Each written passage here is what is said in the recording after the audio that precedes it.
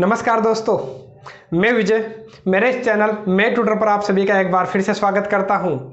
अब हम शुरू करने वाले हैं अपना जो रीट का जो सिलेबस चल रहा था उसका फर्स्ट और सेकंड यूनिट जो है वो अपन ने कंप्लीट कर ली थी। बीच में गैप लग गया था, बीच में कई दिनों तक वीडियो अपलोड नहीं कर पाया था। उसके बाद अब वापस जो थर्ड यूनिट है उसके रेगुलर वीडियो अपलोड करूँगा। बीच में 12th का जो सिलेबस था वो मैंने स्टार्ट कर दिया था, तो उनको मैं कंप्लीट करवा रहा था। तो बीच बीच में अब मैं क्या करूँगा, रीट का भी और 12th का भी सिलेबस अपलोड करता रहूँगा। यदि आपने जो पिछले रीट के वीडियो लेक्चर नहीं देखे हैं तो प्लेलिस्ट में जाकर के आपको रीट या टेक्नीशियन नाम से, टेक्निकल हेल्पर नाम से आपको क्या मिल जाएगा, उसमें प्लेलिस्ट के अंदर एक आपको प्लेलिस्ट ही मिल जाएगी। जब प्लेलिस्ट में जाओगे तो प्लेलिस्ट इस नाम से आपको मिल जाएगी, रीट के नाम से। तो वहाँ से आप पिछले जितने भी वीडियो लेक्चर है 30-35 वीडियो लेक्चर मैंने अपलोड कर रखे हैं रीट के, जिसमें फर्स्ट यूनिट और सेकंड यूनिट मैंने कंप्लीट करवा रखी है। जिसमें अपन ने वर्ग, वर्गमूल, घन, घनमूल, घातांक, करनी, जो गुणनखंड है, समीकरण है, जो फर्स्ट यूनिट थी वो अपन ने कंप्लीट कर ली थी। उसके बाद लाभ, हानि, प्रतिशतता, अनुपात, समानुपात, साझा वगैरह अपन ने कंप्लीट किया था। जो ब्याज था, साधारण ब्याज, चक्रवर्ती ब्याज, तो उनके कंप्लीट वीडियो लेक्चर मैंने अपलोड कर रखे, तो वहां से आप जरूर देख लीजिएगा। अब हम शुरू करने वाले हैं अपनी जो थर्ड यूनिट है, जिसके अंदर अपना आने वाला है सबसे फर्स्ट टॉपिक अपना कौन सा भाई, लाइन एंड एंगल, रेखा व कोण। यहां से अपन शुरुआत करने वाले हैं। तो देखिए अपना जो रेखा व कोण क्या है। तो सबसे पहले मैं बात करूं लाइन की, कि लाइन अपनी क्या होती है, रेखा अपनी क्या होती है। तो कई चीजें होती है। देखिए सबसे पहले मैं बात करूं, एक होती है अपनी किरण। एक एक चीज पर अपन आएंगे कि किरण किसको बोलते हैं। एक तो होती है अपनी किरण, जिसको इंग्लिश में अपन बोला करते हैं रे। इसको इंग्लिश में क्या बोला करते हैं भाई, रे बोला करते हैं, ठीक है। अब ये होती क्या है, किरण क्या होती है। अब आपने किरण देखी होगी, किसकी, सूरज की किरण देखी होगी। तो सूरज की किरण कैसे होती है, तो आपने देखा होगा कि ये अपना सूरज है, ये अपना क्या हो गया, मान लो सूरज है। यहां से अपनी किरणें निकल रही है। देखिए ये सूरज से अपनी क्या निकल रही है भाई, किरणें निकल रही है। तो इनको अपन क्या बोलते हैं, सूरज की किरणें। तो इनको किरणें क्यों बोला, किरणें क्या होती है, तो वो आप देखिए। अब किरणों का एक प्रारंभिक बिंदु है, एक बिंदु से शुरू हो रही है। एक बिंदु से क्या होती है भाई, ये स्टार्ट होती है। देखो एक ही बिंदु से शुरू होती है और एक ही दिशा में चलती रहती है, एक ही दिशा में जा रही है। तो इसका एक तो प्रारंभिक बिंदु होता है, जैसे मान लो ये ए है, तो इसको अपन बोलेंगे प्रारंभिक बिंदु। इसका प्रारंभिक बिंदु तो है लेकिन अंतिम बिंदु अपने को पता नहीं है। जैसे मान लो कि अंतरिक्ष है, यहां आप देखोगे तो पृथ्वी तक पहुंचती है और उसके बाद वापस चली जाती है, कहां तक जाती है अपने को पता नहीं। आप तो ऐसा देखिए कि अंतरिक्ष में यदि देखोगे आप तो किरणें हैं, जो सूरज की किरणें वो अनंत तक चलती है। अरे कहां तक चलती है वो अपने को पता नहीं है, काफी लंबी दूरी तय करती है जो सूरज की किरणें हैं। तो इसका मतलब उसका प्रारंभिक बिंदु तो होता है, देखो सूरज था, इसका प्रारंभिक बिंदु तो था लेकिन अंतिम बिंदु का अपने को पता नहीं है, चलती रहती है, चलती रहती है। इसका मतलब यही अपनी किरण हो गई। तो किरण की परिभाषा क्या हो गई, जिसका प्रारंभिक बिंदु होता है लेकिन अंतिम बिंदु नहीं होता है। इसकी लंबाई हम ज्ञात नहीं कर सकते। एक एक जो चीज मैं बोल रहा हूं हर एक चीज पे आप गौर कीजिएगा, क्योंकि एग्जाम में क्वेश्चन कैसा भी पूछा जा सकता है। ऑप्शन अपने को मिलेंगे, ऑप्शन में पूछ सकता है कि निम्न में से कौन सा कथन सही है और कौन सा कथन सही नहीं है, कौन सा कथन सत्य है, कौन सा असत्य है। तो किसी प्रकार से अपने को पूछ सकता है। लैंग्वेज में अपने को 3-4 ऑप्शन मिलेंगे, उनमें से अपने को देखना पड़ेगा। तो हर एक जो चीज मैं बोल रहा हूं उसको आप ध्यान से गौर करके सुनिएगा। तो देखो किरण में मैंने क्या बोला, इसका प्रारंभिक बिंदु होता है लेकिन अंतिम बिंदु का कोई अता पता नहीं है। तो इसको अपन क्या बोलते हैं, किरण। किरण की लंबाई अपन ज्ञात नहीं कर सकते। उसके बाद आते हैं अपन अपने इस रेखा पर। अब रेखा क्या होती है, अब रेखा की मैं बात करूं कि रेखा क्या, रेखा मीन्स लाइन। किसको बोलते हैं रेखा, अब वो आप देखिएगा रेखा किसको बोलते हैं। तो ये अपनी रेखा है, ये अपनी क्या है, रेखा। ये मान लो ए बिंदु है, ये बी बिंदु है। ये इस रेखा पर स्थित कोई दो बिंदु है। रेखा पर स्थित कोई दो बिंदु है ए और बी। ठीक है, अब देखो आपको ये दिख रहा होगा जिधर तीर का चिन्ह है, तीर के चिन्ह का मतलब ये है कि ये इस तरफ जा रही है। अब आप यहां देखोगे ये जो रेखा है, यदि एक बार मैं इसको साफ कर लेता हूं, आप ये देखिए, आपको ये क्या दिखाई दे रही है, रेखा दिखाई दे रही है। इसको अपन रेखा बोलते हैं। रेखा क्यों बोलते हैं? क्योंकि ये इधर भी कहां तक जा रही है, अनंत तक जा रही है, इधर भी कहां तक जा रही है, अनंत तक जा रही है, दोनों दिशाओं में जा रही है, दोनों दिशाओं में अनंत तक जा रही है, तो उसको अपन क्या बोलते हैं, रेखा। आप किसी भी चीज को मत छोड़िएगा, मैं हर एक जो बारीक चीज है वो आपको बताऊंगा, क्योंकि एग्जाम में वहां से क्वेश्चन पुटअप होते हैं। ऊपरी तरीके से अपने को नहीं पढ़ना है, अपने को डीपली स्टडी करनी है, क्योंकि डीप से लेकर के मैं आपको अच्छे लेवल तक करवाने वाला हूं रेखा व कोण। तो अच्छे से इसको देखिएगा। तो देखो रेखा बोलते किसको, अरे पता भी तो होना चाहिए कि रेखा है क्या। तो रेखा क्या हो गई, कोई भी आपको ये लाइन दिख रही है, ये जो लाइन है दोनों तरफ अनंत तक चल रही है, उधर भी अनंत तक चल रही है, इधर भी अनंत तक चल रही है, इधर भी अंत बिंदु का अपने को पता नहीं है कि अंतिम बिंदु कहाँ होगा, यहां भी अपने को अंतिम बिंदु का पता नहीं है कि अंतिम बिंदु कहाँ होगा। तीर का चिन्ह लगा दिया, बस इसका मतलब ये है कि ये आगे तक चलती जा रही है, रुकेगी नहीं, इधर भी रुकेगी नहीं। अब कोई पूछे कि रेखा की लंबाई कितनी होती है, क्या पूछे भाई, ये अब ध्यान से देखिएगा ना कि ये अपना मेन टॉपिक स्टार्ट हो जाता है कि इसकी लंबाई कितनी, रेखा की लंबाई कितनी होती है। तो अब आप खुद बताइए कि रेखा की लंबाई कितनी। मैंने बोल दिया कि उधर अनंत तक जा रही है, खत्म ही नहीं हो रही, इधर भी खत्म नहीं हो रही, चलती जा रही है, तो इसका मतलब इसकी लंबाई का भी कोई अता पता नहीं है। बोलने को अपन ये बोल सकते हैं कि इसकी लंबाई कितनी हो गई भाई, तो इसकी लंबाई अनंत हो गई।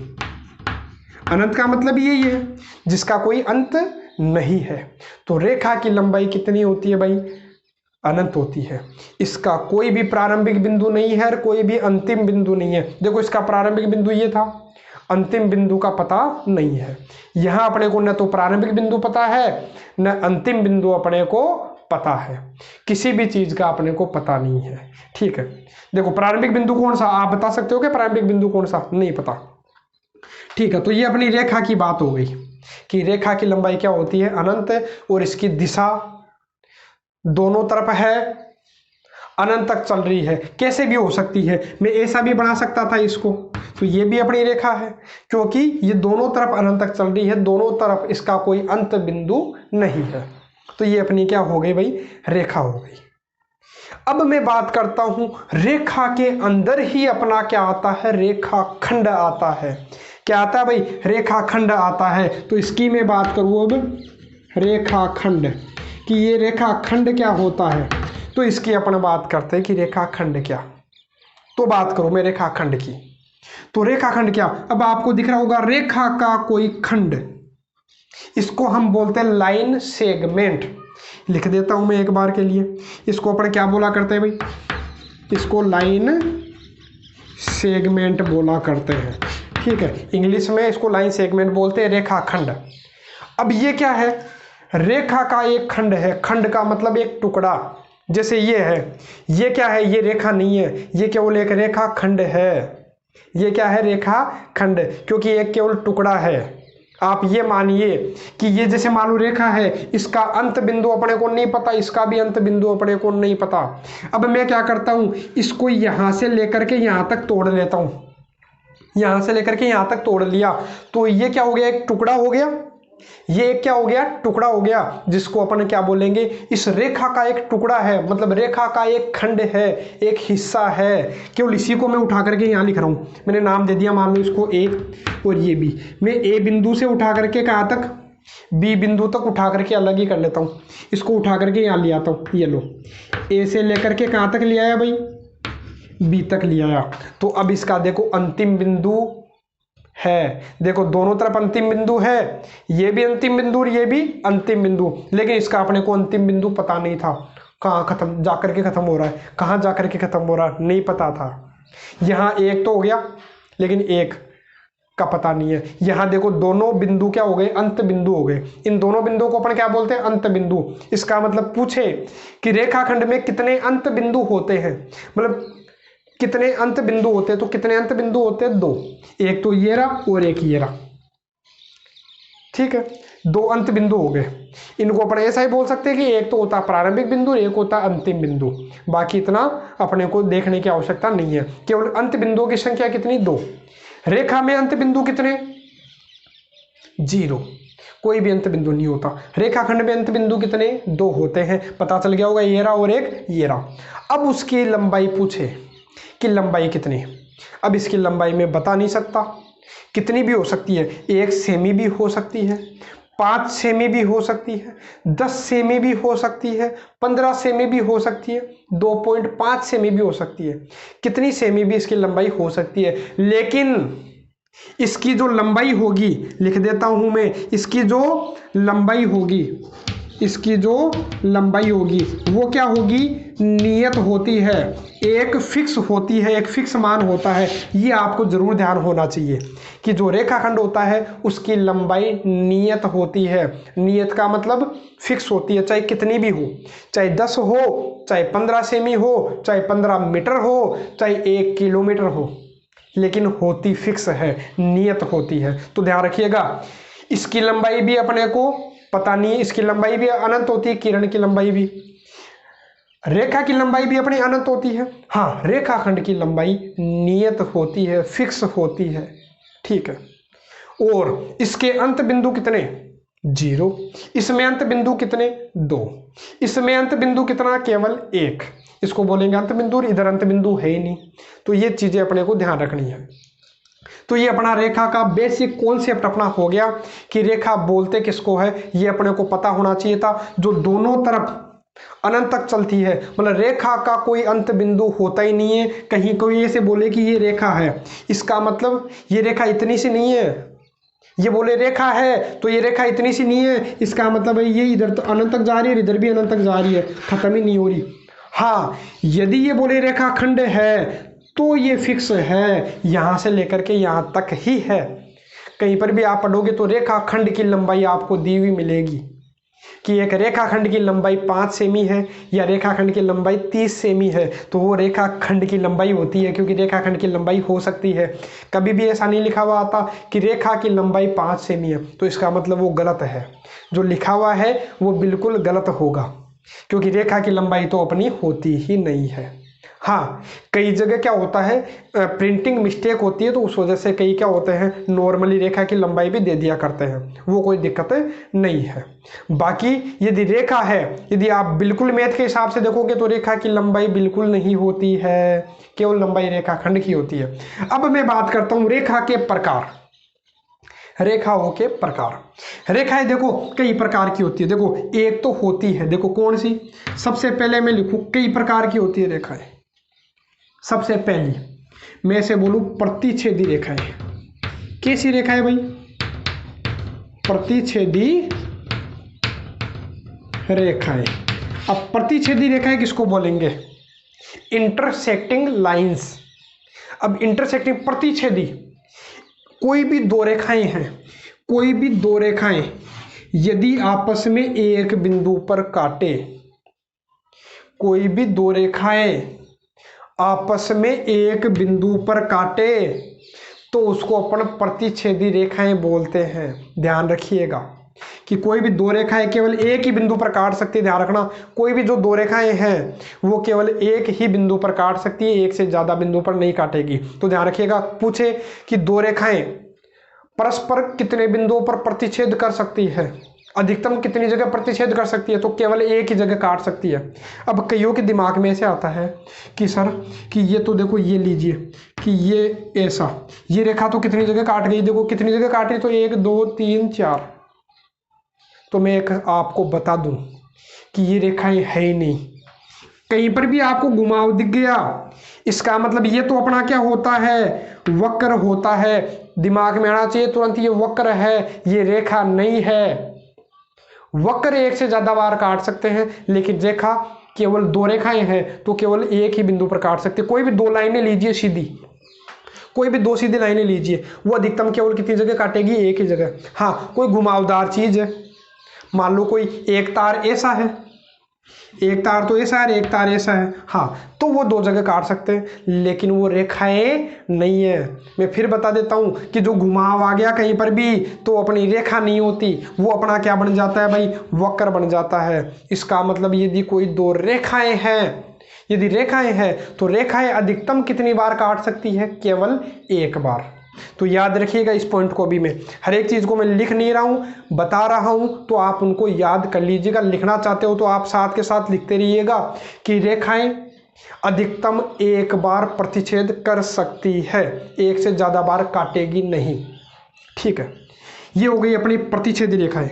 मैं बात करूं संगामी रेखाएं, किसकी बात कर रहा हूं भाई, संगामी रेखाओं की। संगामी रेखाएं किसको बोलते हैं, इसको बोलते हैं अपन कंक्रीट लाइंस। इनको पर क्या बोलते हैं भाई, कंक्रीट लाइंस बोलते हैं, संगामी रेखाएं।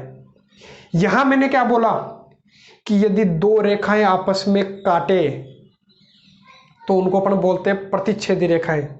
दो रेखाएं केवल एक ही बिंदु पर काटे, दो रेखाएं यदि एक ही बिंदु पर काटे तो उसको प्रतिच्छेदी रेखाएं।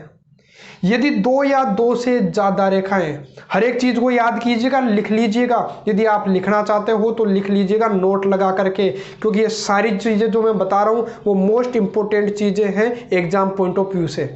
ठीक है, संगामी रेखाएं किसको बोलेंगे, दो या दो नहीं, दो रेखाओं में तो अपनी क्या बन जाएगी, प्रतिच्छेदी। दो से अधिक, दो से अधिक रेखाएं, दो से अधिक का मतलब कम से कम कितनी होनी चाहिए, तीन। तो ऐसा ही बोल सकता है, तीन या तीन से अधिक रेखाएं, एक दो तीन, तीन या हो सकता है तीन से ज्यादा भी हो, 4 5 6 7 8 10 100 कितनी भी हो सकती है ना। यदि दो से अधिक रेखाएं, ये दो से ज्यादा ही तो है, यदि दो रेखाएं आपस में एक बिंदु पर काटेगी तो उनको तो अपन बोलेंगे प्रतिच्छेदी रेखाएं। यदि दो से अधिक रेखाएं हैं, यदि एक बिंदु पर काटे, यदि एक बिंदु पर काटे, ठीक है, तो उसको अपन क्या बोलते हैं, संगामी रेखाएं। याद कीजिएगा, यदि दो रेखाएं आपस में एक जगह काटेगी तो उसको तो बोलेंगे प्रतिच्छेदी। दो से ज्यादा लाइनें हैं, दो से ज्यादा मतलब कम से कम कितनी होनी चाहिए, तीन। तो कम से कम तीन होने चाहिए, वो उससे ज्यादा भी हो सकती है, 4 5 6 7 8 कितनी भी हो सकती है ना। तो दो से अधिक रेखाएं यदि एक बिंदु पर काटे तो उनको अपन क्या बोलेंगे, संगामी रेखाएं, कंक्रीट लाइंस बोलते हैं। यदि आपको इस प्रकार से दिखाई दे, कोई पूछे कि सर क्या ये अपनी कंक्रीट लाइन है क्या, संगामी रेखाएं हैं क्या, तो बिल्कुल नहीं है, क्योंकि ये सभी रेखाएं एक ही बिंदु पर नहीं काट रही। आप देखिए, जैसे मान लो कि आप बोलोगे कि यहाँ काट रही है, तो देखो ये वाली लाइन है, ठीक है, मैं अलग अलग कर देता हूं। देखो ये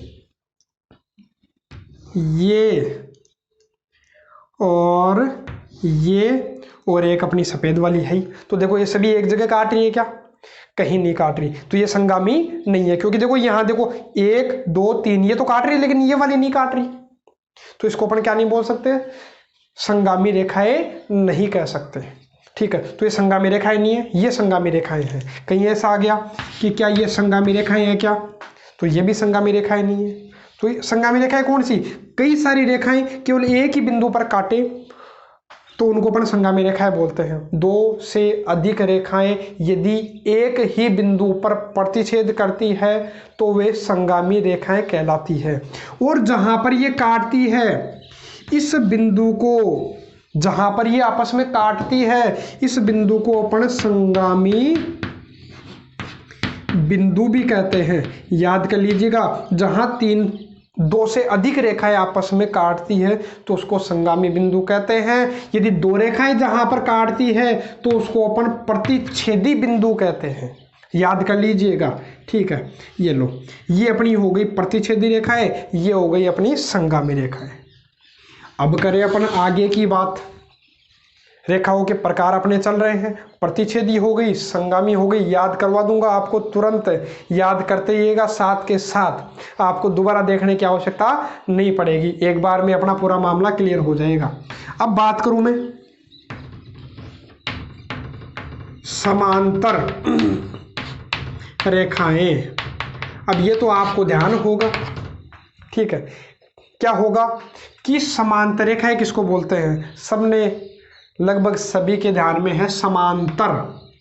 कोई भी दो रेखाएं यदि आपस में काटती नहीं हैं, दो रेखाएं आपस में काटती नहीं है तो उसको अपन समांतर रेखाएं कहते हैं, पैरेलल लाइंस बोलते हैं। देखो ये पैरेलल चल रही है बिल्कुल, समांतर समान अंतर, समान अंतर मतलब चाहे यहाँ देखो अंतर चाहे यहाँ देखो अंतर, ये देखो ये अंतर क्या है, बिल्कुल समान है। यहाँ अंतर कितने का है? 10 सेमी का है, तो यहाँ भी 10 सेमी का, यहाँ भी 10 सेमी का, यहाँ भी 10 सेमी का। यदि कहीं गड़बड़ हो गया, कहीं कम हो गया तो अपनी समांतर रेखाएं नहीं होगी। समांतर रेखाएं किसको बोलती हैं? यदि कोई भी दो रेखाएं आपस में बिल्कुल कहीं भी नहीं काटे, कहीं भी नहीं काटे मतलब ऐसा नहीं है। अब यदि मैं देखो आपको एक एग्जाम्पल देकर के समझाता हूँ, बिल्कुल क्लियर हो जाएगा कि रेखाएं वास्तव में क्या होती है। ये है, अब आप बोलोगे कि सर ये तो समांतर रेखाएं हैं, क्यों? क्योंकि आपस में नहीं काट रही है। लेकिन मैंने क्या समझाया था कि जो रेखा होती है वो तो अनंत तक चलती है। इसका मतलब इसको चाहे आप आगे बढ़ा लेते तो भी देखो ये कहीं नहीं काटती, आगे बढ़ा लो चाहे अनंत तक बढ़ा लो, इधर भी चाहे बढ़ा लो, ये कहीं नहीं काटेगी। लेकिन यदि आप इसको क्या करोगे, आगे बढ़ा लोगे, यदि आप इसको क्या करोगे, आगे बढ़ा लोगे, तो ये आगे जा कर के कहीं ना कहीं काट रही है। देख लीजिए, मतलब रेखा का मतलब ऐसा नहीं होता कि जितनी देर रखी उतनी ही है। रेखा कहाँ तक चलती है मैंने बता दिया पहले, बेसिक हर एक चीज़ का बताऊंगा मैं कि जो रेखा है वो दोनों तरफ अनंत तक चलती है। तो आप आगे बढ़ा करके देखिए, यदि आप आगे बढ़ा करके देखोगे तो कहीं ना कहीं वो काटेगी। और आप ऐसा भी देख सकते थे, इनमें अंतर समान नहीं था, यहाँ अंतर ज़्यादा था, फिर कम हो गया और कम हो गया, कम होता गया, कम होता गया। तो इसका मतलब ये समांतर नहीं है। समांतर रेखाएं एक भी बिंदु पर प्रतिच्छेद नहीं करती, देखो कहीं पर भी आपस में नहीं काट रही। तो कईयों के दिमाग में आता है कि सर क्या रेल की पटरियां वो समांतर रेखाएं हैं क्या? यदि आप पूरी लंबी रेल की पटरियां देखोगे तो समांतर रेखाएं नहीं है। आपको थोड़ा आश्चर्य होगा कि जो रेल की पटरियां होती है वो समांतर रेखाएं नहीं होती है। क्यों नहीं होती है? देखो उसका मैं आपको रीजन दे देता हूँ। क्योंकि आप देखोगे कि पटरियां चल रही है, लेकिन कहीं ना कहीं उसमें क्या आ जाता है, घुमाव आ जाता है। आपको लगेगा देखो सर अंतर तो समान है, हमेशा अंतर समान है, अच्छी बात है अंतर समान है, लेकिन वो खुद रेखाएं नहीं है। वो रेखाएं क्यों नहीं है? क्योंकि उसमें क्या आ गया, घुमाव आ गया। तो उसको तो अपन क्या बोलते हैं फिर, वक्र बोलते हैं। रेखा तो हमेशा सीधी होती है, मतलब रेल की पटरियां समांतर होती है लेकिन वो समांतर रेखाएं नहीं होती है। ध्यान रखना, रेल की पटरियां समांतर होती है लेकिन समांतर रेखाएं नहीं होती है। क्यों? क्योंकि वो हमेशा सीधी नहीं होती है। हाँ, आप एक टुकड़े की बात करो, जैसे इतने टुकड़े की बात करो तो ये जरूर क्या है, समांतर रेखाएं हैं। लेकिन आप पूरी रेल की पटरियों की बात करोगे तो पूरी रेल की पटरियां अपनी समांतर रेखाएं नहीं होती है। समांतर तो होती है क्योंकि सब में अंतर कितने का समान है, हमेशा आपको अंतर समान दिखेगा। ठीक है, यदि कम ज़्यादा कर दिया तो वैसे गड़बड़ हो जाएगा, उन्हें अपनी ट्रेन पटरी से उतर जाएगी, है ना। तो इसका मतलब अपनी समांतर रेखाएं बिल्कुल क्लियर हो जाना चाहिए कि समांतर रेखाओं में पूछे समांतर रेखाओं में कितने प्रतिच्छेदी बिंदु होते हैं, तो एक भी प्रतिच्छेदी बिंदु नहीं है। प्रतिच्छेदी बिंदु किसको बोलते हैं? जब आपस में काटे। जैसे प्रतिच्छेदी रेखाओं में कितने प्रतिच्छेदी बिंदु होते हैं? एक, केवल एक। प्रतिच्छेदी रेखाओं में केवल एक प्रतिच्छेदी बिंदु होता है, समांतर रेखाओं में कोई भी प्रतिच्छेदी बिंदु नहीं होता है। आगे बात करें, तीसरा है समांतर रेखाएं। चौथे की मैं बात करूं, अपनी होती है संपाती रेखाएं। इसको बोलते हैं कोइंसिडेंट लाइंस। कोइंसिडेंट लाइन, संपाती रेखाएं किसको बोलते हैं? यदि एक रेखा है, एक के ऊपर ही दूसरी रेखा है, अब पता ही नहीं चल रहा होगा। अब आपको तो ये लग रहा है, यदि ये तो मैंने इसके ऊपर बना दिया इसलिए आपको पता चल गया। अब मैं पूछूं यहाँ कितनी रेखाएं हैं तो आपको क्या लगेगा कि सर ये तो एक ही रेखा है। लेकिन वास्तव में देखो मैंने जो बनाया था तो क्या बनाया था, पहले ये बनाया था, फिर इसके ऊपर एक और लाइन खींची थी, मतलब कितनी रेखाएं थी, ये 2 रेखाएं थी। आप जैसे ये मान करके चलिए, जैसे ये है रेखा, इसी के ऊपर ये एक और बना दिया तो आपको वो पीछे वाली दिखेगी नहीं। क्यों? क्योंकि मैंने एक के ऊपर एक बना दी। तो इनको अपन क्या बोला करते हैं, संपाती रेखाएं बोला करते हैं। ध्यान रखिएगा, संपाती रेखाएं किसको बोलेंगे, यदि एक के ऊपर दूसरी लाइन अपन बना देते हैं तो अपनी संपाती रेखाएं होती है। अब इससे क्वेश्चन कैसा पूछता है वो आप देखिए। ये पूछता है संपाती रेखाओं में कितने प्रतिच्छेदी बिंदु होते हैं। संपाती रेखाओं में कितने प्रतिच्छेदी बिंदु होते हैं, तो वो मैं आपको बताता हूँ। ये सबसे अच्छा क्वेश्चन है संपाती रेखाओं का, प्रतिच्छेदी बिंदु। तो कितने प्रतिच्छेदी बिंदु होते हैं, तो वो मैं आपको बताता हूँ कितने प्रतिच्छेदी बिंदु होते हैं। देखिए, जब प्रतिच्छेदी रेखाएं होती है तो कितना प्रतिच्छेदी बिंदु है, 1। मतलब कोई भी 2 रेखाएं जितनी बार काटती है वही प्रतिच्छेदी बिंदु होता है। जैसे यहाँ आप कितनी बार काट रही है, केवल 1 बार, देखो केवल 1 बार, तो इसका 1 प्रतिच्छेदी बिंदु लिख लीजिएगा। यदि नहीं लिखा तो आप इनमें भी लिख लीजिएगा। प्रतिच्छेदी बिंदु कितना होता है, केवल 1। इसमें कितना प्रतिच्छेदी बिंदु होता है, 0।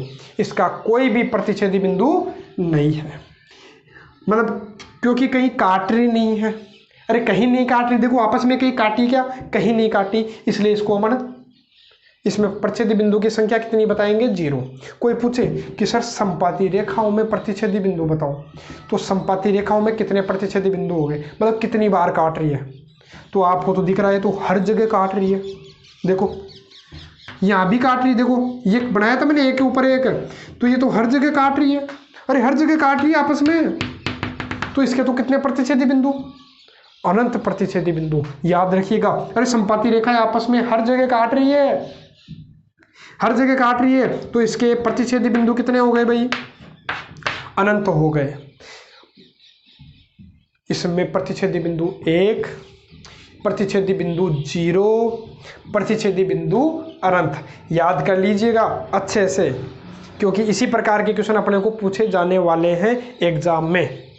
ठीक है, ये अपने हो गए किसके प्रकार भाई, रेखाखंड रेखाओं के प्रकार। प्रतिच्छेदी रेखाएं हो गई, संगामी रेखाएं हो गई, समांतर रेखाएं हो गई, संपाती रेखा हो गई।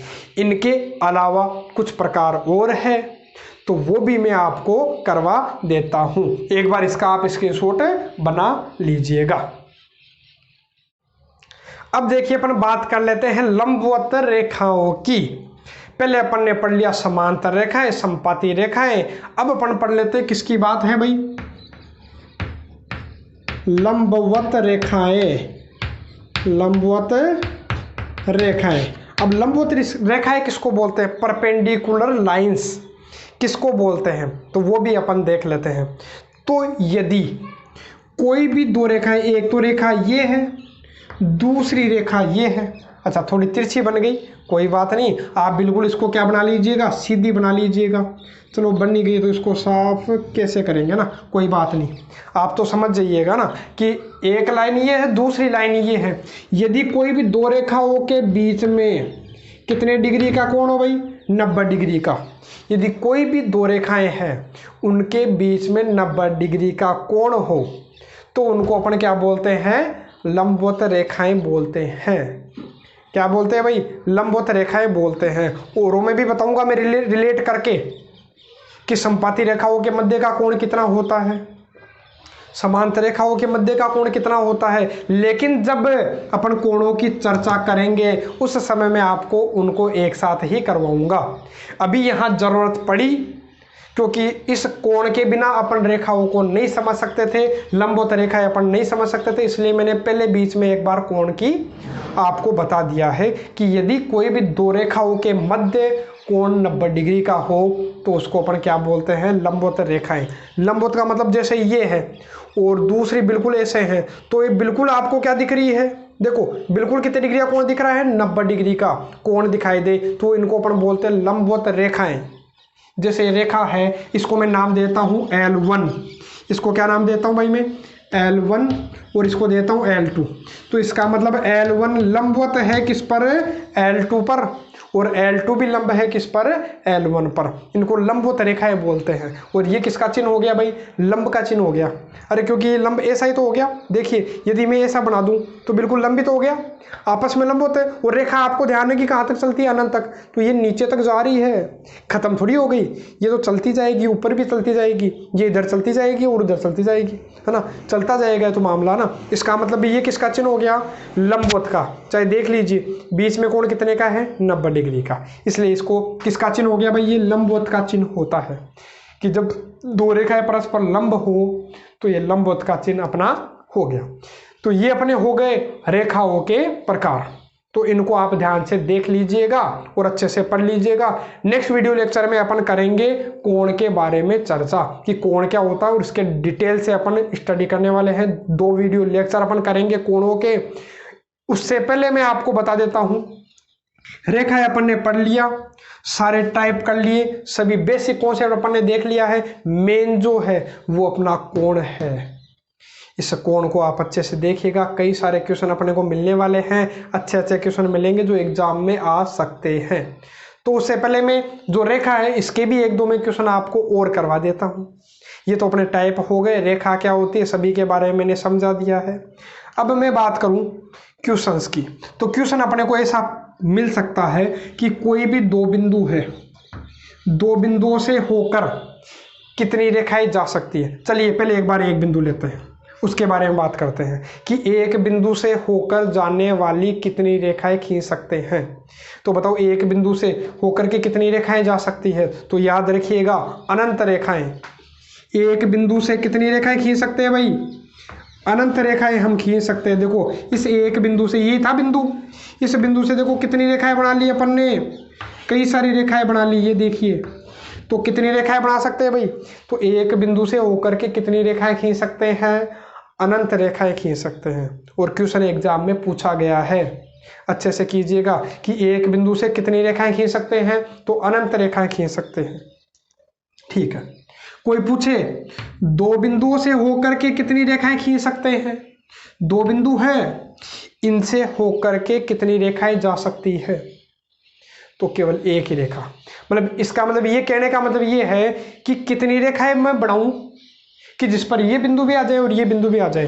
मतलब इन दोनों बिंदुओं से होकर के जाने वाली, आपको ध्यान है, केवल एक ही रेखा हो सकती है, केवल एक ही रेखा अपनी हो सकती है। कोई बोले कि मैं तो ऐसे बना लूंगा कि ये तो और भी तो आ रही है, देखो ये भी है, लेकिन ये अपनी क्या नहीं है भाई, रेखा नहीं है। कोई बोलेगा वो फिर कई तो ऐसे बना लेंगे फिर कि ये लो, ये भी अपनी क्या नहीं है, रेखा नहीं है। अरे बोले कि जा रही तो है, इससे भी जा रही है और इससे भी जा रही है, दोनों बिंदुओं से जा रही है, लेकिन 2 बिंदुओं से तो जा रही है, लेकिन रेखा थोड़ी है, रेखा कभी घूमती नहीं है, रेखा बिल्कुल सीधी जाती है, सीधी आती है, अरे कोई नाम नहीं है ना। इसका मतलब विशेष आपको नहीं लेकर के जाना कोई अर्थ है ना। इसका मतलब आपको ध्यान रखना है कि रेखा बिल्कुल क्या होती है, सीधी, ये वाली रेखा है ना, कि रेखा बिल्कुल क्या होती है, सीधी होती है। तो 2 बिंदुओं से केवल एक ही रेखा खींच सकते हैं। याद रखिएगा 2 बिंदुओं से होकर कितनी रेखाएं जा सकती है, केवल एक रेखाएं जा सकती है। एक बिंदु से कितनी रेखाएं बना सकते हैं, अनंत रेखाएं बना सकते हैं। 3 बिंदुओं से कितनी रेखाएं जा सकती है, हाँ अब इसमें समस्या हो जाएगी। देखो अब 3 बिंदुओं की मैं बात करूं, यदि 3 बिंदु, क्वेश्चन ऐसा पूछा जाता है, 3 बिंदुओं से यदि एक रेखा होकर के जाए, यदि एक ही रेखा होकर के जाए, एक ही सीधी रेखा, यदि एक ही रेखा होकर के जाए, तो इन तीनों बिंदुओं को अपन संरेख बिंदु बोलते हैं। क्या बोलते हैं, जब 3 या 3 से ज्यादा बिंदु एक ही रेखा पर स्थित हो तो उनको अपन संरेख बिंदु कहते हैं। इनको अपन क्या बोलेंगे, संरेख, समरेख। समान रेखा पर यदि बिंदु स्थित है, मतलब एक ही रेखा पर कई सारे बिंदु स्थित है, देखो और भी तो हो सकते हैं, तो इनको अपन बोलते हैं संरेख बिंदु। हो सकता था 3 बिंदु है, अब इससे होकर के एक रेखा नहीं जा सकती, आप बना दोगे ऐसे, लेकिन ये रेखा नहीं है, क्योंकि यदि डायरेक्ट यहाँ से लेकर के सीधी देखोगे तो ये तो क्या आ गया भाई, इसमें घुमाव आ गया, इसमें मोड़ आ गया, मोड़ नहीं चलेगा। रेखा में कभी घुमाव नहीं चलेगा, रेखा बिल्कुल सीधी होनी चाहिए। यदि यहाँ से शुरू करता तो ये सीधी ही जाती, घुमाना ही नहीं है। तो मतलब 3 बिंदुओं से एक रेखा खींची जा भी सकती है और नहीं भी खींची जा सकती। यहां देखो नहीं खींची जा सकती, ये रेखा नहीं है, मैंने बताया रेखा बिल्कुल सीधी होती है, रेखा बिल्कुल सीधी होती है, लेकिन इसमें तो घुमाव आ गया तो रेखा नहीं है। तो 3 बिंदुओं से एक रेखा खींच भी सकते थे और नहीं भी खींच सकते। यदि 3 बिंदुओं से एक रेखा खींच सकते हैं तो इसका मतलब वो तीनों बिंदु संरेख बिंदु है। एक ही रेखा पर 3 बिंदु स्थित हो तो उनको संरेखीय बिंदु कहते हैं, 4 हो तो भी संरेखीय बिंदु कहेंगे। हाँ, ये 3 बिंदु एक ही रेखा पर नहीं है तो इनको हम असंरेख, इनको हम क्या बोलते हैं भाई, असंरेख बिंदु कहते हैं। आपका कोई भी टॉपिक जो है रेखा से मैं छूटने नहीं दूंगा। जो कोण है, एक भी क्वेश्चन अपना ऐसा नहीं होना चाहिए कि एग्जाम में अपने को देखा हुआ नहीं मिले कि सर आपने तो करवाया नहीं, तो ऐसा कोई भी क्वेश्चन आपको नहीं मिलने दूंगा। हर एक चीज़ आप बारीकी से देखिएगा, है ना। तो ये संरेख बिंदु, ये क्या बोलते हैं, असंरेख बिंदु। बात आती है और ये अपना हो गया, एक बिंदु से कितने अनंत रेखाएं खींच सकते हैं, 2 बिंदुओं से एक ही रेखा खींच सकते हैं। और यदि एक ही रेखा पर कई सारे बिंदु स्थित हो तो उनको अपन संरेख बिंदु बोलते हैं।